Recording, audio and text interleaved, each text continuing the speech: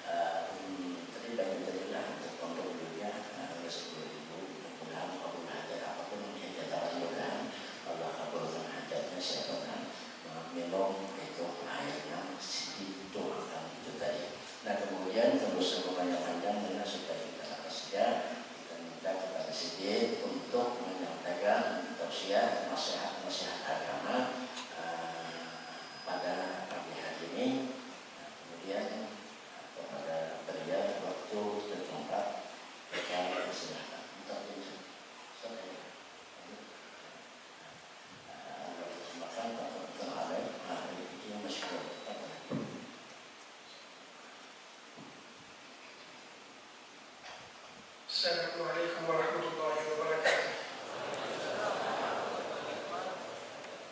Alhamdulillah alladzi ja'ala li nuril ilmi fi qulubi at-tullabi hidayatan wa ittisaalan wa fathan wa tawjihan fi tariqil haqqi subhanahu wa ta'ala.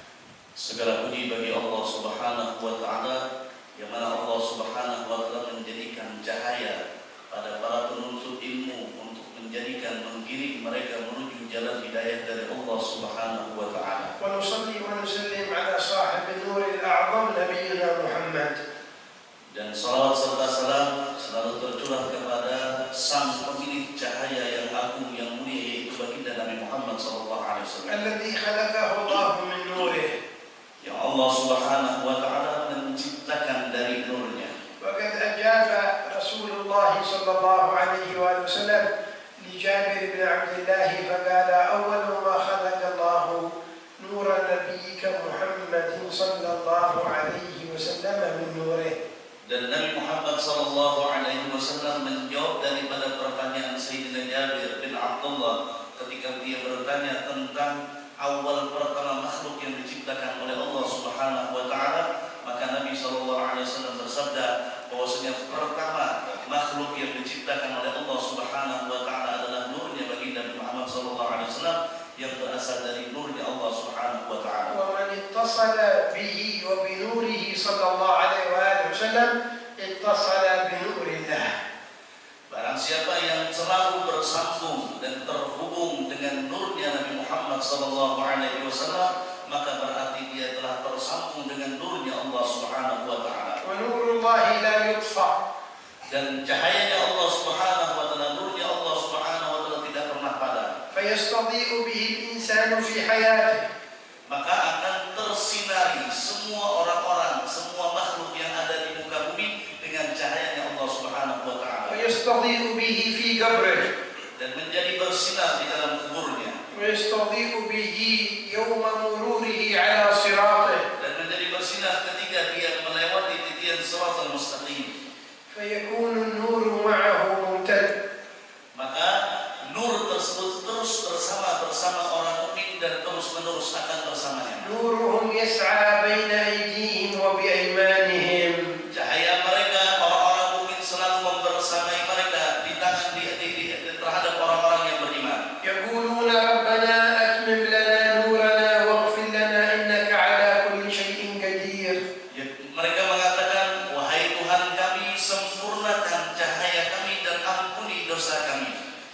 ذلك اليوم العظيم Dan itu adalah hari yang istimewa.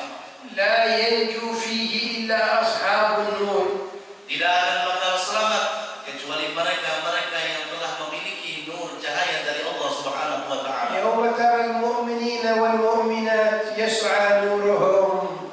Hari di mana melihat orang-orang mukminin akan cahaya-cahaya yang selalu membersamai mereka. ومن أين يكتسب الإنسان النور إن لم يكتسبه من بدر البدور صلى الله عليه وآله وسلم. Dari mana seseorang bisa mendapatkan cahaya tersebut, mendapatkan nur tersebut kecuali daripada baginda Nabi Muhammad sallallahu alaihi wasallam. وعلم النبي صلى الله عليه وآله وسلم نور. Dan ilmunya baginda Nabi Muhammad sallallahu alaihi wasallam adalah merupakan nur cahaya. نور يوقر في القلب. Ya, nur ataupun cahaya yang diletakkan di dalam hati seorang hamba. إن هذا العلم نور. Sesungguhnya ilmu ini adalah nur. نوره لا يمكن أن يرى بالأعين البصرية. Cahaya atau nur yang tidak bisa dilihat secara kasat mata. ولكنه نور يضيء الباطن. Akan tetapi nur yang menjadi cahaya batinnya seseorang. فيفهم به مريد العلوم. Maka dengan sebab nur tersebut maka menjadi fahamlah seorang murid akan ilmu-ilmu. ويتسع له من الله المدارك والفهوم. Dan dia akan luas pemahaman dan pengetahuan serta wawasannya terhadap Allah Subhanahu wa taala. ويكون سببا لفوزه في الدنيا ويوم القيامة. Dan itu menjadikan orang tersebut menjadi orang yang beruntung nanti kelak di hari kiamat. لهذا إذا سلك الله بالإنسان مسلك العلم فقد سلك به مسلك النور. Maka apabila seseorang menempuh perjalanan yang mana di dalam perjalanan tersebut dalam pengembaraannya dia menuntut ilmu agama, maka orang tersebut telah menuju ke perjalanan yang di sana ada nur cahayanya Allah Subhanahu wa taala. وهنا يكون الإنسان في حياة حقيقية. Maka disinilah manusia berada dalam kehidupan yang hakiki. حقيقة الحياة لأهل العلم. Sesungguhnya hakikat kehidupan yang sesungguhnya itu adalah dengan hidupnya ilmu. أما غيرهم فهم أموات في الحقيقة. Adapun selain daripada orang yang menyibukkan dirinya dengan ilmu, maka mereka adalah orang-orang yang dianggap seperti orang mati. بمجرد أن يموت لا يذكر. Nah, begitu seorang tersebut sudah mati, maka dia tidak akan disebut lagi. لهذا يقول سيدنا علي بن أبي طالب. Oleh karena itu berkata Sayyidina Ali bin Abi Thalib mengatakan, ففز بعلم تعش حيا به أبدا. maka beruntunglah orang-orang yang memiliki ilmu dan dia hidup di dalam bumi ini, hidup dalam keadaan selama-lamanya karena dia hidup dengan ilmu pengetahuan. الناس موتى وأهل العلم أحياء.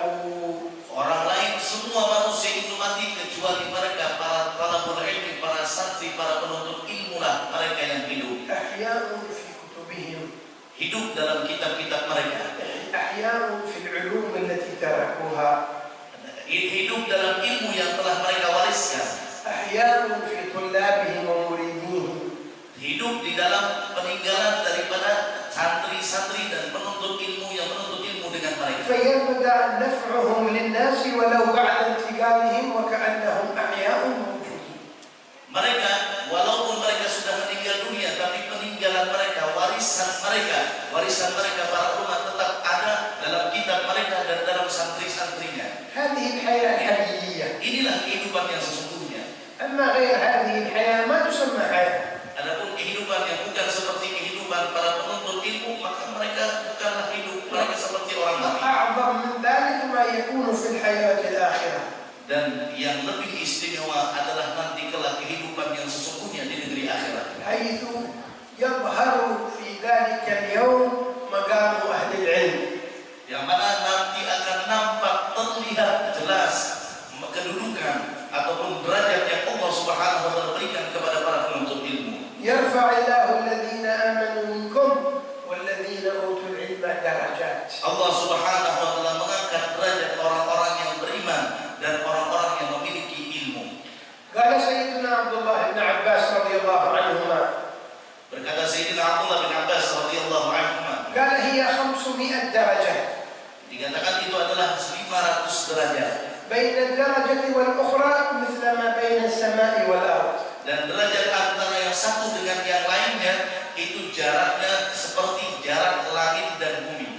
تخيل كم المسافة بين السماء والأرض. Mungkin kita bisa pikirkan berapa jarak yang jauh antara langit dan bumi. هذه درجة واحدة. Ini satu derajat saja. طالب العلم وأهل العلم يرفعون مثل هذا 500 مرة. Dan mereka para penuntut ilmu, para orang-orang yang menyibukkan dirinya dengan ilmu agama diangkat oleh Allah Subhanahu wa taala 500 kali derajat. من ينال هذا المقام؟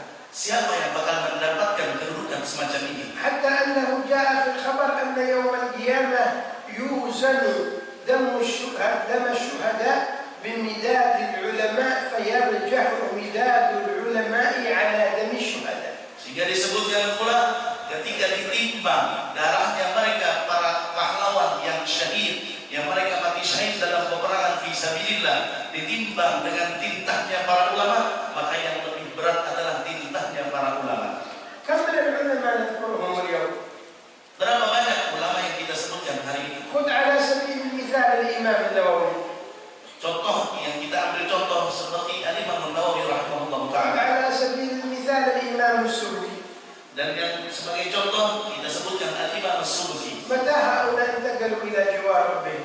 Mereka sudah meninggal dunia dan sudah berpindah dari alam ini. من مئات السنين. Dari ratusan tahun. ولا يزال النفع إلى يومنا هذا. Dan senantiasa terus-menerus kemanfaatan yang mereka berikan sampai hari tetap ada. أنتم تقرؤون في كتاب الحكام لابن عطاء الله السكندري. Kalian membaca kitab Syarah Hikam Ibn Athaillah As-Sakandari. متى توفي ابن عطاء الله السكندري؟ Berapa sudah jarak wafatnya Imam Ibn Athaillah As-Sakandari? لكن لا يزال ينفع الناس. Tetapi senantiasa memberikan manfaat kepada orang lain. ولا يزال الناس يذكرونه. Dan senantiasa orang-orang menyebut namanya. ويدعون له بالرحمة. Dan mendoakan dengan mendapatkan rahmat. أجل ما في الجليل أن الطالب عندما يقرأ يقول قال المصنف رحمه الله.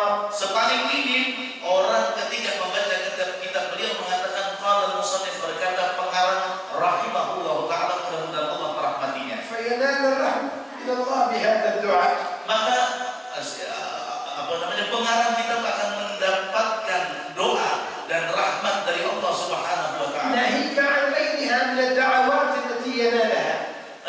Belum lagi kita berdoa dengan doa-doa yang lain yang khusus untuk ulama tersebut. ناهيك عن العلم الذي يستفيد منه الناس. Dan belum lagi kita berbicara tentang ilmu-ilmu yang lain yang banyak mengambil manfaat. كم من الأشخاص الذين علمهم الإمام النووي؟ Berapa banyak orang yang telah diajari oleh Al-Imam An-Nawawi? ثم هم كم من الأشخاص علموا؟ Kemudian berapa dari mereka yang mereka lulusan ataupun belajar dari Imam Nawawi mengajarkan kepada orang lain? ثم هؤلاء كم علموا؟ Kemudian mereka berapa lagi mengajarkan kepada yang إلى lain? يومنا هذا Sampai hari ini. كل هؤلاء في ميزان هذا الإمام عليه رحمة الله. Dan semua kebaikan yang didapat itu adalah karena kebaikan Al-Imam An-Nawawi rahimahullah ta'ala. وهكذا حال أهل العلم. Seperti itulah keadaan para ahlul ilmi. يجدون أجر من علموه. Mereka akan mendapatkan pahala dari orang yang mereka ajarkan. المريد يعمل ويعبد ويدعو. Seorang murid yang dia beramal, menyembah, beribadah dan berdoa, ومعلمه يجد نفس الأجر من غير أن ينقص من أجره شيء. dan seorang guru, seorang muallim dia mendapatkan pahala dari kebaikannya dengan tanpa mengurangi pahala daripada orang lain sedikit pun. ثم هذا يعلم غيره.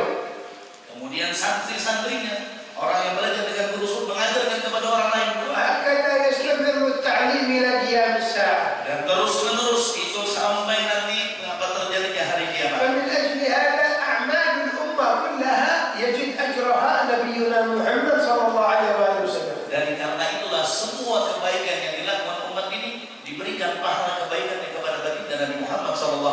لأنه المعلم الأول. Karena Nabi Muhammad SAW adalah sang pengajar, sang pendidik pertama. ولأنه به اهتدينا. Karena dengan sebab Nabi Muhammad kita mendapatkan petunjuk. فكيف لا يسلك الإنسان مسلك العلم بعد معرفة هذا؟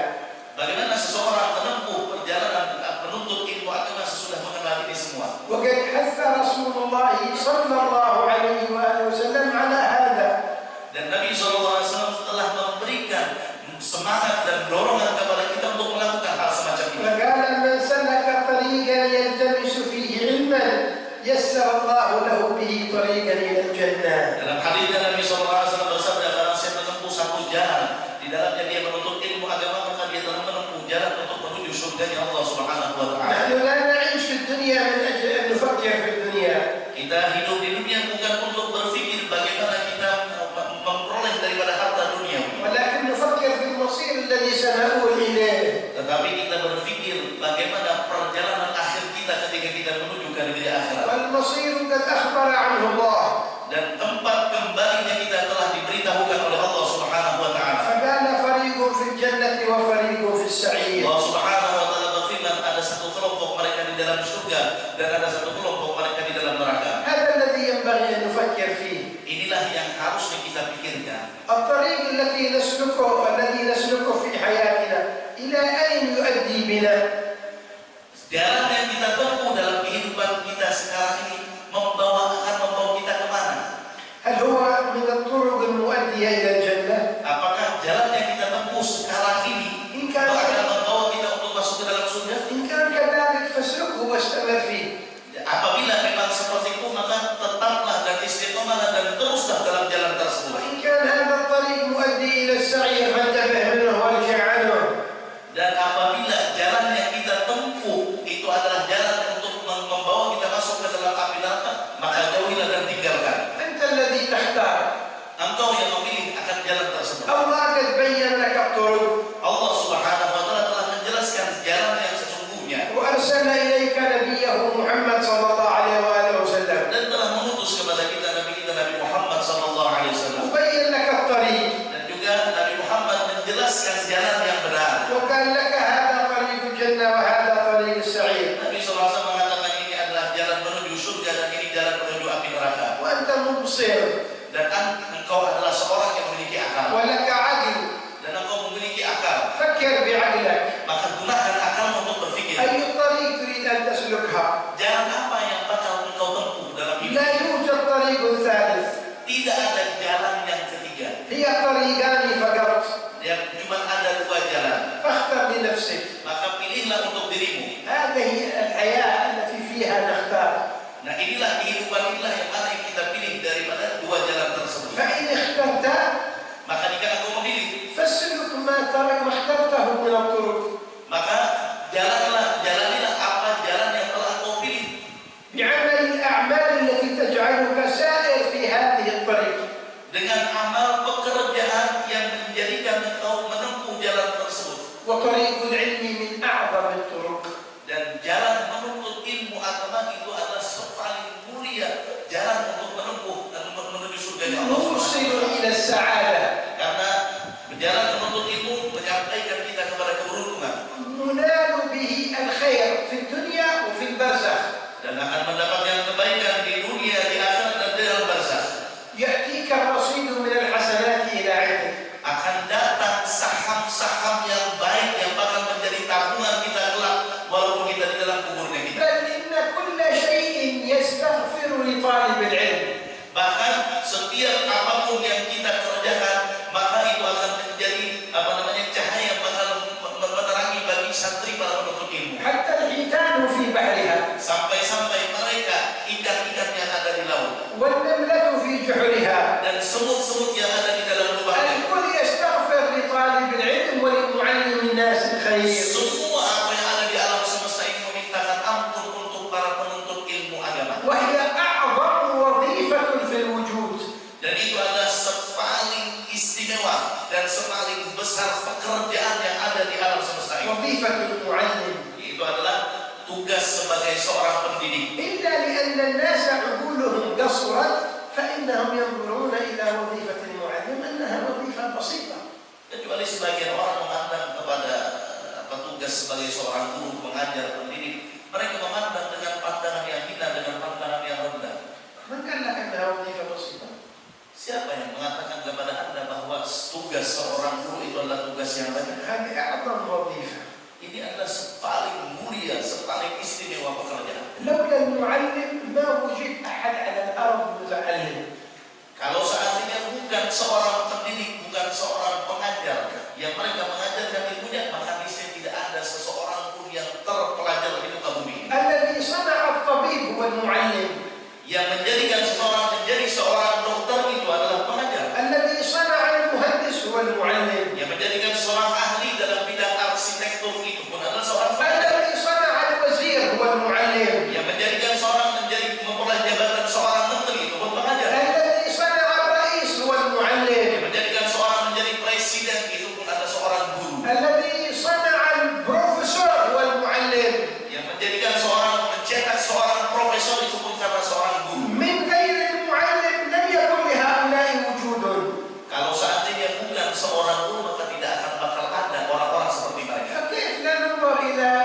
وظيفة المعلم بأنها من أعظم الوظائف.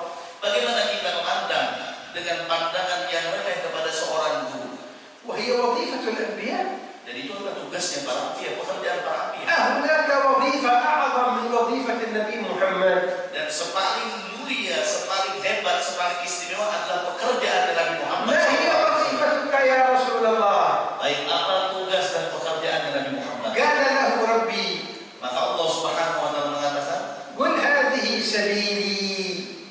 katakanlah wahai Muhammad, inilah jalanku. هذه طريقي. Ini adalah jalanku. أدعو إلى الله. Mengajak orang kepada Allah Subhanahu wa taala. أعلم الناس القرب من الله. Mengajarkan kepada orang untuk bagaimana cara mereka mendekatkan diri kepada Allah. على بصيرة. Dan sesuai dengan dengan cerdas, dengan kecerdasan, dengan ketelitian. قال وهي وظيفة من اتبعني. Dan juga tugas atau pekerjaan orang-orang yang mereka mengikuti jalannya Nabi Muhammad. أنا ومن اتبعني. Aku dan orang-orang yang mengikutiku, kata Nabi ثم Muhammad. لو نظرنا إلى جميع أهل الوظائف على ظهر الأرض، الملائكة لا تضع أجنحتها لأحد منهم إلا لمعلم الناس الخير ولطالب العلم. Kalau kita lihat semua pekerjaan yang ada di muka bumi, pekerjaan apapun itu, tidak ada satu pekerjaan pun yang mana malaikat meletakkan sayapnya untuk mereka kecuali hanya untuk para pengajar ilmu agama dan para penuntut ilmu agama. أعظم مسؤولية في الوجود وأعظم أكبر كما يسمونها وظيفة في الوجود صاحبها الملائكة لا تضع له أجنحتها. Orang yang punya pekerjaan yang besar, tanggung jawab yang besar di muka bumi ini, malaikat tidak meletakkan sayapnya untuk mereka. لكن طالب العلم هذا الذي يحمل كتابه تضع له الملائكة أجنحتها عندما يمشي في الشارع. Tetapi seorang penuntut ilmu ketika dia berjalan membawa kitabnya, malaikat meletakkan sayapnya untuk mereka para penuntut ilmu agama. لماذا؟ Kenapa? رضا بما يصنع. Karena mereka ridha, senang dengan apa yang diperbuat. هل رأيت مدام طلبة العلم؟ Apakah engkau melihat bagaimana kedudukan seorang هل santri? رأيت مدام العلماء؟ Apakah engkau melihat akan kedudukan seorang ulama? بينه ربي في القرآن Allah Subhanahu wa taala menjelaskan di dalam Al-Qur'an. وذكر أن أهل العلم هم أعظم وأكرم وأكبر الناس خشية عند الله. Dan mereka disebutkan oleh Allah Subhanahu wa taala orang yang paling banyak takutnya, orang yang paling besar takutnya kepada Allah Subhanahu wa taala, mereka adalah para ulama. فقال إنما يخشى الله من عباده العلماء. Allah Subhanahu wa taala berfirman di dalam Al-Qur'an, hanya saja orang yang bisa takut kepada Allah Subhanahu wa taala, mereka adalah para ulama. هؤلاء أهل قرب. Mereka adalah orang-orang yang dekat dengan Allah. أهل معرفة. Mereka orang-orang yang kenal dengan أهل Allah. خشية. Mereka orang-orang yang takut kepada Allah. ولعالم واحد عالم واحد أشد على الشيطان من 70 عابد ليس بعالم. Satu orang alim, ya, itu lebih sulit bagi syaitan untuk menggodanya ketimbang 70 orang ahli ibadah. العابد الذي يعبد الله من غير علم قد يضل. Seorang ahli ibadah yang dia beribadah kepada Allah Subhanahu wa taala, kadang-kadang bisa jadi dia tersalah dalam ibadahnya. بعكس العالم. Tetapi beda dengan orang yang ahli. لهذا العبادة تفتقر إلى العلم. Oleh karena itulah ibadah memerlukan kepada ilmu. قالوا كان سيدنا عبد القادر الجيلاني قدس الله سره واقف يصلي في المحراب.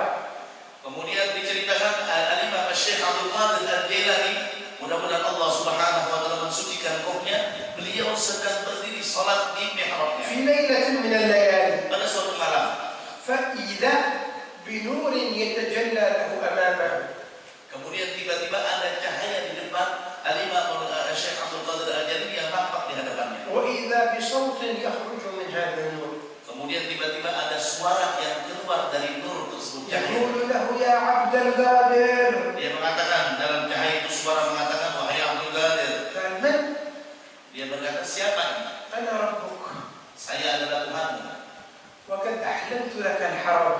Dan saya sekarang telah menghalalkan kepada engkau sesuatu yang haram. ووضعت عنك الفرائض. Dan aku telah melepaskan engkau daripada semua kefarduan. فافعل ما شئت يا عبد القادر فقد غفرت لك.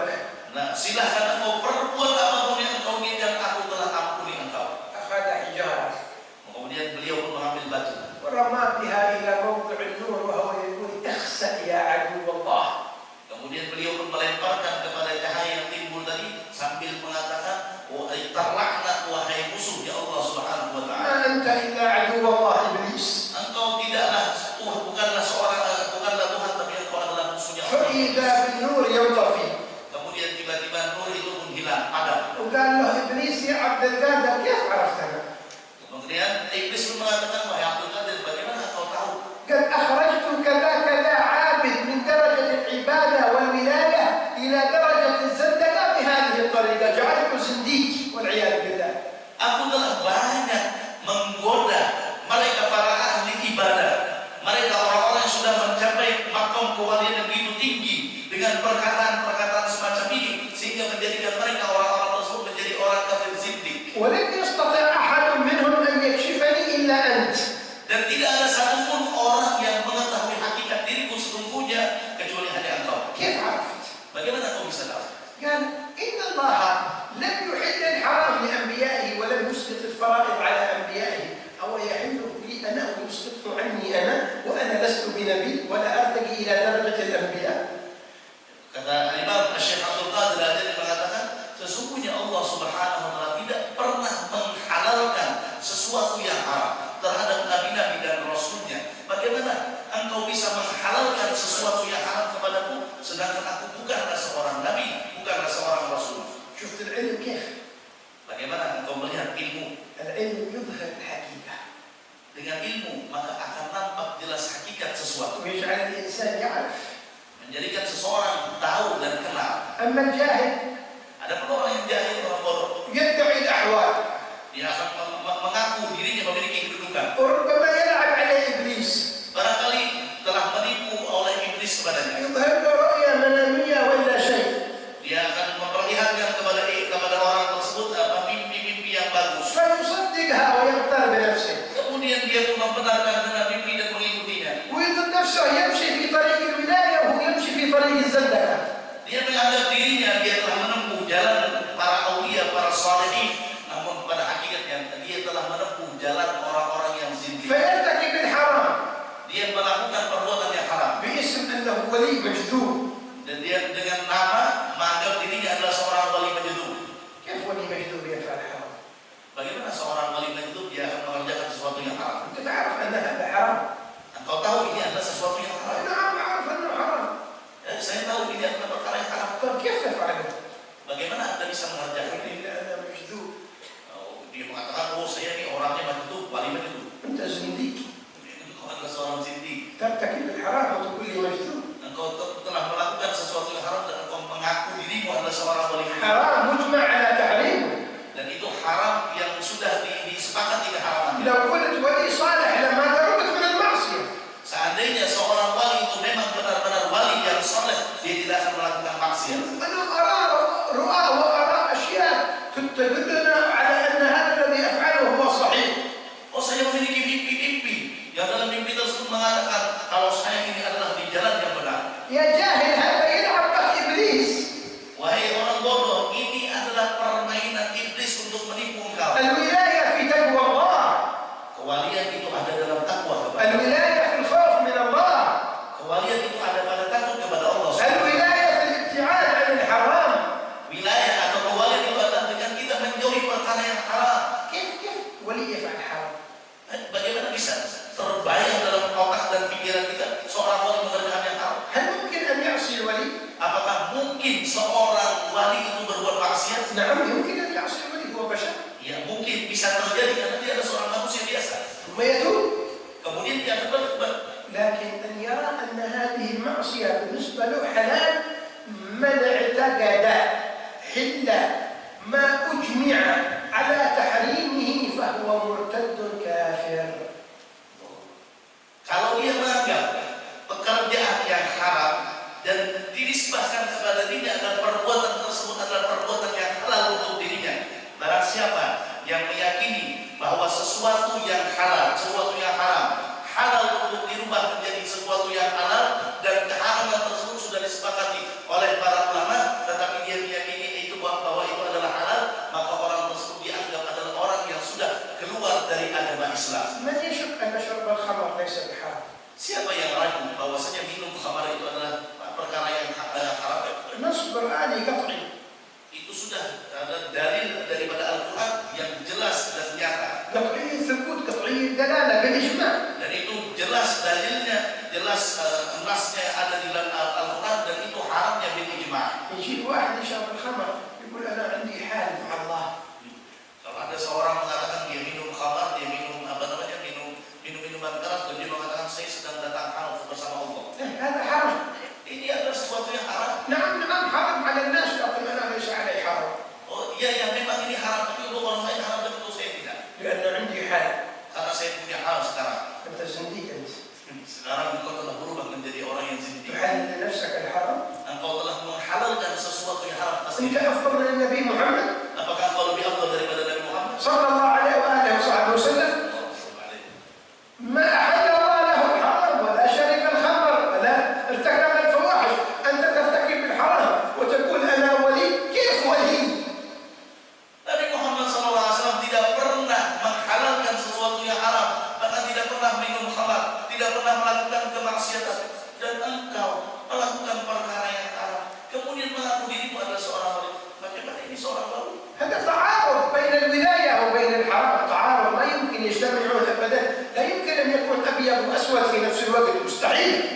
Dan ini ada pertentangan antara wilayah dengan kemaksiatan. Tidak mungkin ada sesuatu yang haram dengan kewalian seseorang dia akan melakukan yang haram. Antara putih dan hitam tidak mungkin akan berkumpul. أما أن تقع في الحرام خطأ هذا ممكن. Tapi kalau seandainya dia melakukan kemaksiatan dan melakukan sesuatu yang haram dari diri seorang wanita mungkin. وأنت مقر بأن هذا حرام. Dan engkau mengakui bahwa itu adalah perkara yang haram. لكن ضحكت عليك نفسك وارتكبت الحرام. Tapi kalau seandainya engkau mengaku dan engkau tidak mau mengakui itu bahwa adalah yang haram, أوكي أنت بشر. dan tapi engkau adalah seorang manusia biasa, تب إلى الله وارجع. maka bertobatlah kepada Allah Subhanahu wa taala. لكن المصيبة أن تدعي أن هذا الفعل حلال. Tapi yang menjadi musibah yang besar ketika seseorang menjadikan sesuatu yang haram itu halal bagi dirinya. وهذا ناتج عن الجهل. Dan ini adalah contoh daripada kesimpulan daripada karena kebodohan. ولا يتبع أمثال هؤلاء إلا الجهلة. Dan tidak ada yang menjadi pengikut orang seperti ini kecuali orang-orang bodoh pula. أما أهل العلم فيعرفون أن هذا باطل. Tapi kalau mereka para penuntut ilmu, para ahli ilmu, para ulama, mereka tahu ini adalah sesuatu yang batil. وليس هذه ولاية. Bukan ini adalah kewalian. وليس هذا جدل. Dan ini bukanlah ini adalah sebuah kebohongan. وبعدين لابد أن نميز بين الجدل وبين الجنون. Dan dibedakan antara الجدل antara dengan istilah majnun dengan gila. المجذوب هذا جذبته نظرات الحق سبحانه وتعالى فارتقى إلى مقام من مقامات الولاية. هذا هو المجذوب. أما الذي يمشي يقطع ثيابه في الطريق ويعمل أشياء هذا اسمه gila. Al-majnun kata beliau itu adalah orang yang mereka ditarik akal basyariah oleh Allah Subhanahu wa taala dan Allah naikkan derajatnya di sisi Allah Subhanahu wa taala ke dalam ke maqam atau derajat yang lebih tinggi yang dekat dengan Allah Subhanahu wa taala. Tapi kalau ada orang yang mereka buka baju, jalan telanjang dada, dia tidak pakai baju dan membuka auratnya, oh ini bukan majnun, ini gila. المجذوب مقام من مقامات الولاية.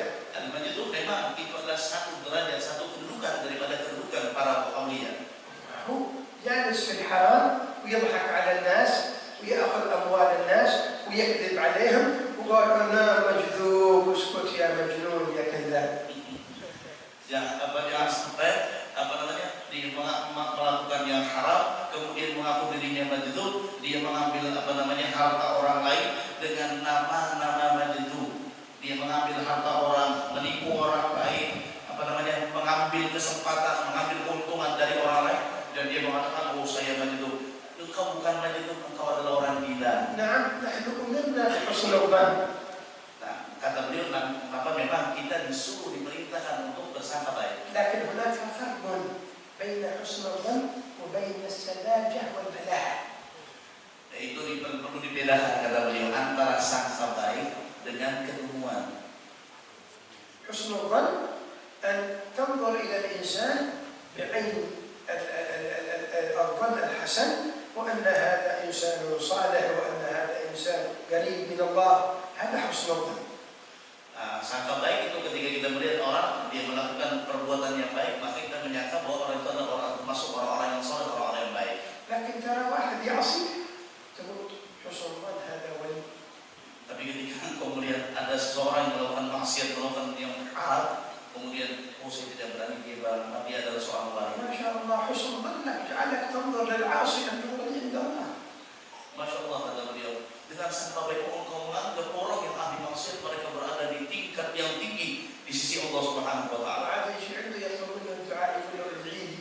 Kemudian dia sambil mengatakan kepada orang yang ahli maksiat, tolong doakan saya. كان المرأة تزني مع الرجل فإذا انتهت من الزنا طلبت منه الدعاء إلى الله من أجلها. Seorang melakukan misalnya perbuatan zina, setelah selesai perbuatan zina, kemudian si perempuan meminta doa kepada sang laki-laki tersebut. هل هذا حسن ظن؟ Apakah ini adalah husnul dzan? حسن الظن رأيت إنسان يعصي وقع في الخطأ ثم رأيته بعد مدة أن أحسن الظن به أنه قد تاب إلى الله، هذا حسن ظن وهذا مطلوب.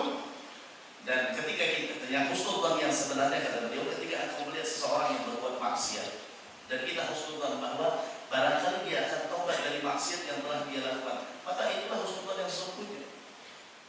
مرة جاء بعض الطلاب عن شيخنا سلطان العلماء الحبيب سالم بن عبد الله الشاطبي رحمه الله وأعلى له درجات في الجنة. Ada pernah satu kejadian kata beliau, ada seorang santri datang kepada guru kami Sultanul Ulama Al-Habib Salim bin Abdullah bin Al-Syatili, mudah-mudahan Allah tinggikan derajat beliau. يستأذن من الحبيب سالم كأنه يريد إلى الحج أو إلى العمرة، المهم أن يذهب إلى مكة المكرمة. Dia datang kepada Habib Salim Syatili ingin minta izin untuk berangkat haji atau umrah, yang penting kata beliau dia pergi ke Mekah, Madinah. طلب الوصية من الحبيب سالم. Maka dia pun meminta wasiat kepada Habib Salim. الحبيب سالم أوصاه قال له عليك بحسن الظن بالناس. Habib Salim mengatakan kepada santri tersebut, engkau harus memiliki sifat husnul dzan, sangka baik dengan siapa? حسن الظن كل من لقيته فاعتبر فيه الولاية والصلاح. Maka siapapun orang yang engkau jumpai, engkau bersangka baik bahwa itu adalah mereka adalah orang-orang yang memiliki kedudukan yang mulia di sisi Allah Subhanahu wa taala. لكن لما تجي تشوف واحد يعصي تعتقد فيه الولاية أنت أبله. Tapi kalau engkau melihat ada orang yang berbuat maksiat dan engkau meyakini orang itu wali, engkau ini adalah orang yang bodoh kata beliau. يمكن يتوب. Mungkin kata beliau dia akan bertaubat. نعم إذا تاب قبله الله يمكن أن يصير ولي كبير. Tapi kalau dia memang dia bertaubat dan diterima oleh Allah Subhanahu wa taala. لكن الآن هو يعمل المعصية أنا أنظر إليه أنه عاصي وأن هذا منكر يجب أن أنهى عنه. Tapi sekarang ketika saya melihat dia melakukan kemaksiatan, melakukan perkara yang haram, maka saya punya kewajiban untuk menegurnya. ذهب هذا الطالب مسكين Maka berangkatlah santri itu pergi haji. وقف أمام الكعبة يدعو Maka dia pun pergi di hadapan Ka'bah sambil berdoa. ومعه حقه الفلوس والجواز وهذا في جيبه. Dan duit dan semua apa-apa keperluannya diletakkan di kantongnya. وهو يدعو جاء واحد سالك Kemudian dia pun berdoa dan datang ada seorang pencuri. قال خلي يده في جيبه. Maka dia pun pencuri itu memasukkan tangannya ke dalam kantong. فرأى هذا الطالب. Kemudian dia pun melihat. لا لا لا حسن ظن يا الله حسن ظن يا الله. Kemudian dia pun berdoa, sangka baik ya Allah, sangka baik ya Allah. وهذا يسحب الفلوس حقه وكل شيء في جيبه. Dan dia si pencuri menarik semua uang, mengambil semua uangnya. ويقول حسن ظن حسن ظن. Dan dia mengatakan husnul dzan, sangka baik, sangka baik. هذا حسن ظن. Apakah seperti ini rupa atau contoh sangka baik? سرق عليه كل شيء موجود. Dia telah mengambil apa yang kau miliki. يلا خلي السداد حقك تنفعك الآن. Apa sekarang? Apa semua keperluan kau? Ayo tutupi. الآن جلس بلا مال وبلا شيء بلا أوراق ما معه شيء. Dan sekarang kau tidak memiliki uang, tidak memiliki paspor, tidak memiliki dokumen-dokumen penting, tidak ada. الآن أنت تريد تخرج من مكة والأصحاب الجوازات حسن الظن يوقعون لك عليه. Dan katakan ketika engkau ingin keluar dari kota Makkah, kita ingin pulang ke Tarim, ke Hadramaut, maka katakan kepada petugas paspor, kita husnudzan, sangka baik dengan Allah. مشكلة الإنسان اللي ما يميز. Nah, seperti inilah kesulitan seseorang manusia tidak bisa membedakan. لهذا العلم مهم. Oleh karena itulah ilmu itu penting. بالعلم تميز. Maka dengan ilmu engkau bisa membedakan. بالعلم تفهم. Dengan ilmu engkau menjadi paham. يعلمك الصحيح من الخطأ. Mengajarkan kepada engkau membedakan antara yang benar dan yang salah. قل عفوا سامحونا طال عليكم الوقت. Maaf kata beliau, saya terlalu panjang lebar berbicara. جزاكم الله خير على هذا المجلس. Dan beliau mengucapkan terima kasih atas majelis. جزا الله خير شيخنا على عقد هذا المجلس والله يبارك فيه ويطيل في عمره في خير وعافية. Beliau mengucapkan terima kasih banyak kepada guru kita, Guru Suki. Mudah-mudahan Allah Subhanahu wa taala memberkahi majelis beliau. ويقولون كل له من اسمه نصيب. Dan setiap orang yang punya nama, dia akan memiliki bagian dari nama tersebut. والجميل عندكم هنا في اندونيسيا تسمية الاسماء باسماء الصالحين باسماء العلماء. هذا امر طيب جدا جدا. Dan beliau sangat senang ketika mendengar ada nama orang nama yang kebanyakan orang-orang Indonesia mereka mengambil daripada nama para ulama. بعض بلدان المسلمين اصبحوا يسمون اولادهم باسم كافر والا باسم فاجر. Dan sebagian negara-negara Islam mereka menamakan anak-anak mereka dengan nama orang-orang barat, orang-orang kafir. فتلتصق فيه صفات هذا الكافر. Maka dia akan mendapatkan saham bagian daripada nama yang dinisbahkan kepadanya. كيف راح يصير عالم هذا؟ Bagaimana ini bisa menjadi orang alim? تخيلوا واحد اسمه مايكل. Bayangkan kalau kita terjadi seorang guru namanya Michael. الشيخ مايكل. Guru Michael. حبيب مايكل. Habib Michael. كيف هذا؟ Bagaimana ini? فهمت. Tidak mungkin ini seperti ini. هذه اسماء كفار وفجار. Ini adalah nama orang-orang kafir. لكن الذي يسمي اسمه باسماء الصالحين Tapi mereka yang menamakan dengan nama-nama orang-orang saleh. تسري اليه معاني من معنى هذا الاسم. Maka dia akan mendapatkan bagian daripada nama ulama tersebut. الشيخ سبكي. Ini guru kita, Guru Suki. الحمد لله هذا المقام عظيم. Ini orang yang memiliki kedudukan yang mulia. اسم من اسماء احد اعلام الامه الامام السبكي وابنه كذلك. Dan ini adalah nama daripada seorang ulama besar di zamannya, Al-Imam Suki dan anaknya. الذي اكمل المجموع بعد وفاه الامام النووي ولم يكمله كاملا فانتقل الى جوار ربه حتى جاء الشيخ بخيت المطيعي واكمل بقيه المجموع. Yang mana Al-Imam Suki ini adalah orang yang menyempurnakan kitab Al-Majmu' yang mana tidak disempurnakan sebelumnya oleh Imam Nawawi, setelah wafatnya disempurnakan oleh Imam Suki. Kemudian setelah itu, setelah wafat Imam Suki dilanjutkan oleh Imam Abdul Mu'ti. بخيت المطيعي. Imam Al-Muqayyim Al-Mu'ti. بخيت المطيعي هذا من مصر عليه رحمه الله. فحافظوا على مثل هذه الاسماء فيكم. Maka jagalah baik-baik ketika kita ingin memberikan nama kepada anak. ومن حق الابن على ابيه ان يختار له الاسم الحسن. Dan kewajiban seorang orang tua terhadap anaknya memberikan nama yang baik. واذا لم يحسن ابوك اختيار الاسم لك فغير اسمك. فقد كان النبي صلى الله عليه واله وسلم يغير الاسماء تفاؤلا اذا راى او سمع بان فلان اسمه غير طيب يغير اسمه. Dan kalau seandainya sudah terjadi orang tua kita beri nama kita nama yang kurang baik, maka dianjurkan untuk diubah namanya, diganti namanya. Sebagaimana Nabi SAW melakukan hal-hal tersebut kepada para sahabat ketika beliau mendengar nama di antara para sahabat ada nama-nama yang kurang baik, yang kurang cocok, yang kurang pantas, diubah oleh Nabi SAW. وهذا ما رايناه حتى في بعض شيوخنا كسيدي الحبيب عمر في طلابه اذا راى اسما غير مناسب بدل اسمه الى اسم حسن. Bahkan ini kita lihat dalam guru-guru kami apa yang mereka lakukan terhadap murid-murid mereka, terhadap orang-orang yang dekat kepada mereka. Apabila mendengar nama-nama mereka kurang baik, maka diganti seperti guru-guru mulia kita, guru Al-Habib. هذه الاسماء الجميله لم نسمع بها الا عندكم هنا في شرق اسيا في اندونيسيا في ماليزيا ما شاء الله. Dan nama-nama yang bagus seperti ini saya tidak pernah mendengar di negara-negara lain, tapi di Indonesia, masya Allah, Indonesia dan Malaysia. الحمد لله هذا خير كبير. Dan ini apa puji Allah Subhanahu Wa Taala adalah sebuah kebaikan yang besar. ويقولون في المثل كل له من اسمه نصيب. Dan dikatakan setiap sesuatu ataupun orang yang memiliki nama dia akan memiliki bagian daripada nama tersebut, dia akan mengambil bagian. فيكون في الانسان هذا ملاحظ يكون في الانسان اوصاف تتفق مع اسمه.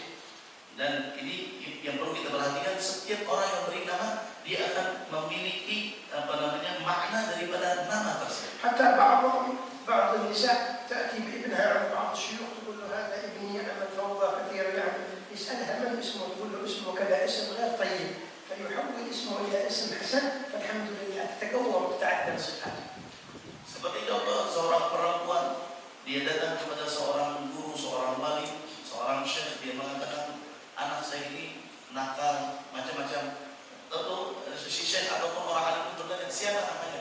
Barangkali namanya adalah nama yang kurang baik, maka diganti dengan nama yang lain, maka anak tersebut menjadi bagus akhlaknya. Alhamdulillah, ra'ayna asma' jamilah fi Indonesia. Maka alhamdulillah kata beliau kami lihat nama-nama yang bagus yang ada di Indonesia. مثل السبكي، Seperti contoh Guru dan Guru Subki, مثل النووي، seperti Nawawi, مثل السيوطي، seperti Sayuti, مثل الغزالي، seperti Ghazali. والبعض حتى يسمي بأسماء الكتب.